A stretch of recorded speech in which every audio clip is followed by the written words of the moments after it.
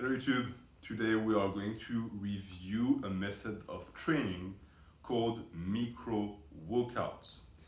So what are micro workouts? Like the name indicates, it's going to be a short and most of the time non-intensive workout that you will do several times a day or once a day. And of course, it doesn't require a lot of equipment because you're going to do it with your body weight for the vast majority of the methodology's extensions. That should already ring a bell. If you're anyone who knows anything about training, you should already have heard about such an ideology of training. But I'm going to keep that for the end. Let's get to it, because I have a lot of subscribers who told me, and especially one Tobias, who wanted to hear my opinion on this. He linked me certain videos about micro workouts. And the one I'm going to be talking about in this video in particular is from Red Delta Project. I am not including their name in the title of my video because I didn't ask them for the permission and they didn't answer because I didn't ask. And the reason why I don't is because this doesn't seem like the type of channel I would consume, and therefore I am not legitimate to engage in a response video with them because I don't have a relationship built with them and I don't want to build a relationship with them. I'm not being mean, it's just, it doesn't look like something that my channel goes hand in hand with. So I'm not going to include their name in the video, but I will make sure that the title is visible for people who want to talk about micro workouts. So I'm going to still link their video in the description because I'm going to go off of their points because they have one of the most viewed video about micro workouts. One, they say that micro workouts require less time and less energy. I don't disagree with that, but that also by correlation means that you're going to get less gains from it. Two, they require less motivation. Okay, I guess so, because of course a short workout that is non-intensive and non-painful is not going to take much from you. So it's going to help lazy people work out and they're going to get what they deserve from it, which is mediocre gains. It's better than nothing at the end of the day, but lazy people and people who cannot get themselves to strive towards something and to get disciplined don't get much result anyway. So whether they get small results from micro workouts or nothing, for me doesn't make a difference. But I guess at least if you can get some people active, it's a good thing. Three, low maintenance workouts. So they're low maintenance because they're easy to do. They don't require equipment. So in their idea, it's the future of fitness. In my opinion, they're correct 100% because the vast majority of the population never works out, never undertakes any physical activity. And when they do the minimum that they can. The amount of people who go to the gym and do one exercise and go home just to be able to tell themselves, I went to the gym, is staggering. So in a sense, yes, it's the future because that's what most people do. But going by the lowest denominator when it comes to fitness is not a good thing unless you want to touch the majority of the people, which I don't care about. I care about people who want to get better. So for me, the only future I see from that is a future of mediocrity, and I don't want to be part of it. Four, they say it makes sense because as humans in our modern society, we have less time and energy. I completely disagree with that. We're at a moment in history where we have the most resources, the most energy to do things, the most time. Like, people back in the days didn't count how many hours they worked a week, they just worked. Now we have our revendication, we want our free time, and that's good. I'm not going to say it's not good, but this is a time where we actually have the freedom to exercise as a hobby. Back in the day, you exercised because you were working in the field, cutting wood, hunting. You didn't have the choice. It was that or dying. You exercised 8 hours a day, whether you wanted it or not, to feed your family. Nowadays, you have the option to do it for your health if you want to. So I don't think that's an argument. I really don't. Like most people, at least in the history of humankind, we have the least amount of people who work physical jobs, and most people spend hours in front of the TV or watching their phone. So it's not that we have less time, it's that people don't want to invest the time in something that is tough because it's easier to be a couch potato. 5. High maintenance workouts are the key to building good physique. They say that, and I agree, yes, because it takes time and energy. Anything of value in life is going to take time and energy, bearing you're smart about it. Of course, you can be spending hours in the gym and get no result if you do just poorly crafted exercises with bad form and no progression, but it's rare. Usually people who invest their times in it know what they're doing, sometimes. And my issue here, and I don't know that Red Delta Project person, he looks like a nice guy to me. Thing is, most people who try to reach out to the lowest denominator, meaning noobs and people who don't like working out and don't want to better themselves and put the time, usually have financial gain in mind. I'm not saying he does because he has free programs, free PDF, but usually it's because they're trying to sell something to people. It's like those people who sell juices or like those weird machines that are supposed to get you toned that don't work. Things that don't require energy don't create anything of value.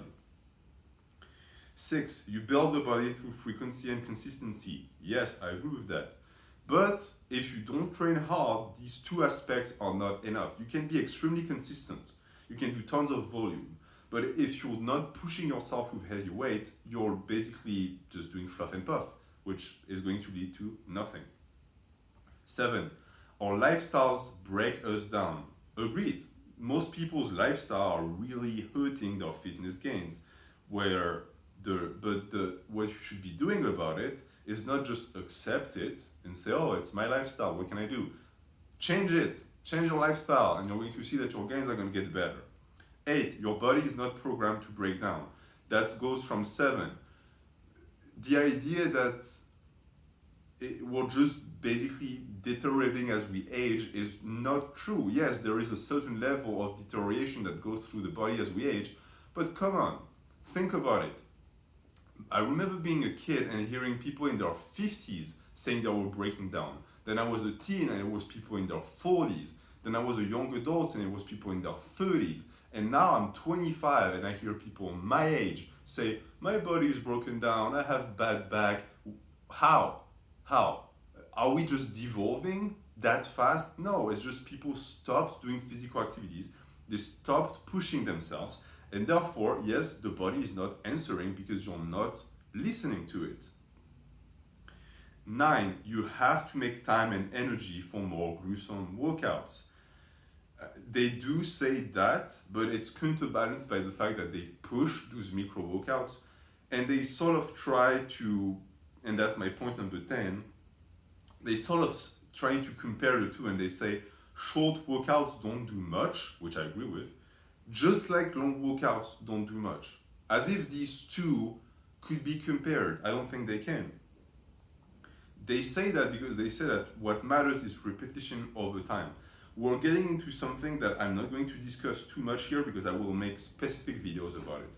But he's referring to the Eastern school of thoughts when it comes to athletic training, strength training, and bodybuilding. And it's not an attack, but I've seen that a ton. People who listen to someone speak about that trend, that school of thoughts, didn't really fully understand it, but fell in love with the principle, and then try to regurgitate the information, but they don't understand it fully. Longer workouts allow for more volume and more repetition. So it makes no sense to say that what matters is repetition over time and therefore longer workouts don't work.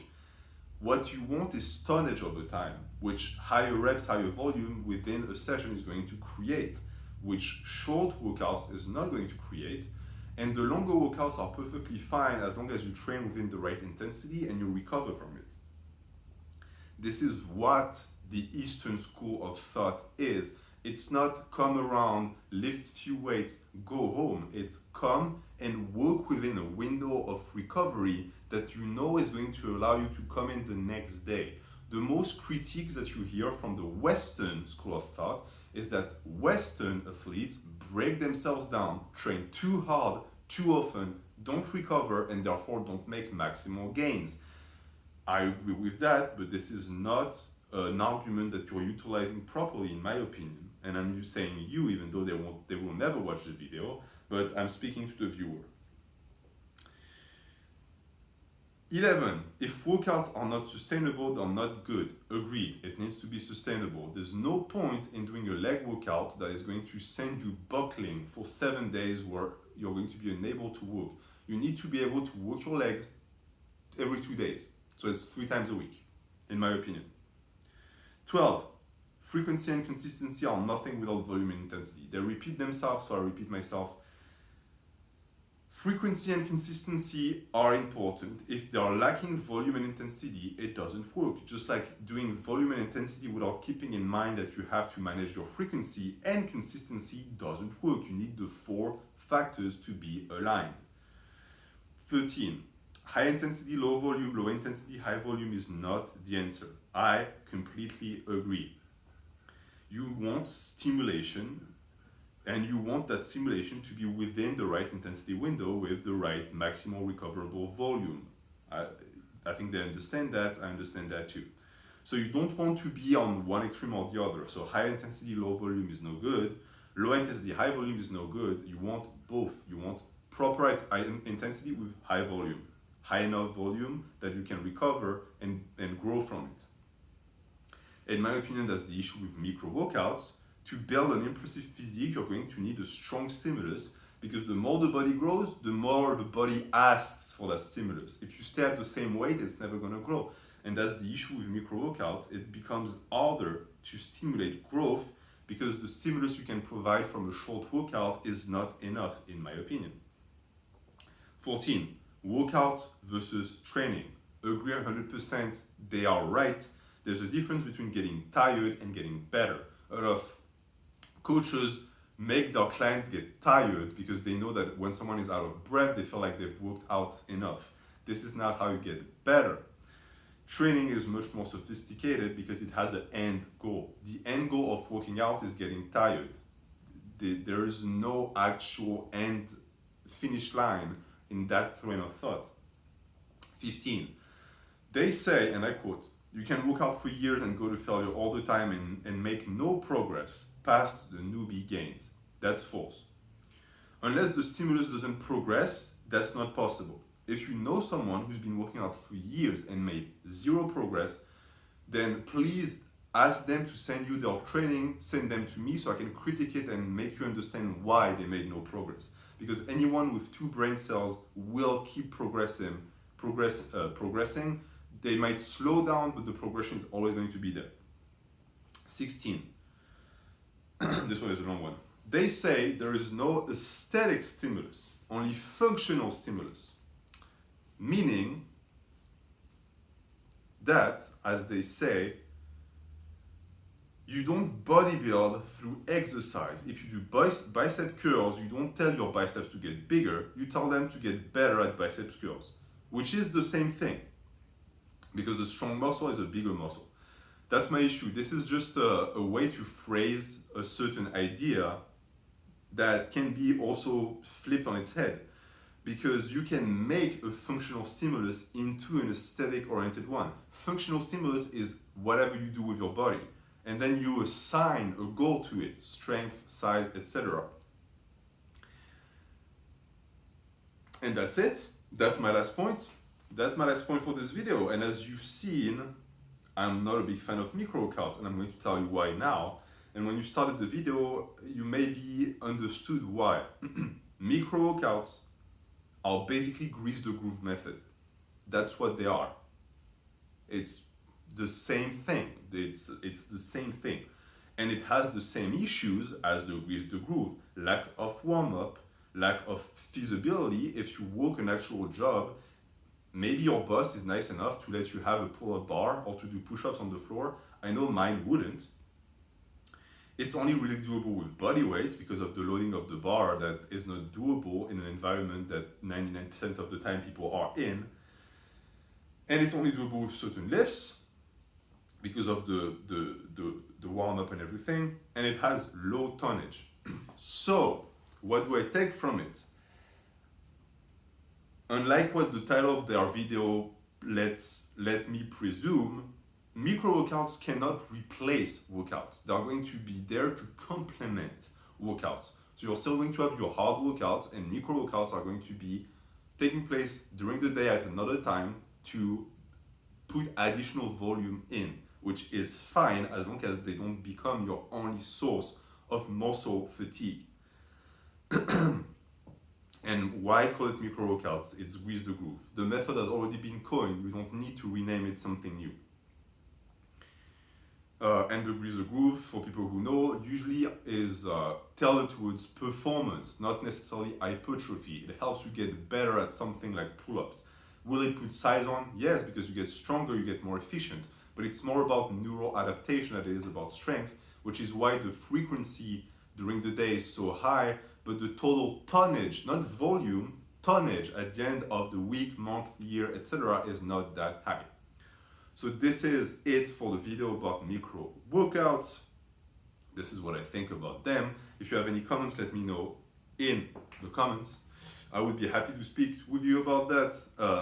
And if Red Delta Project watched that video, I would be happy to exchange because I made my video based on yours. So thank you so much for watching and have a good day.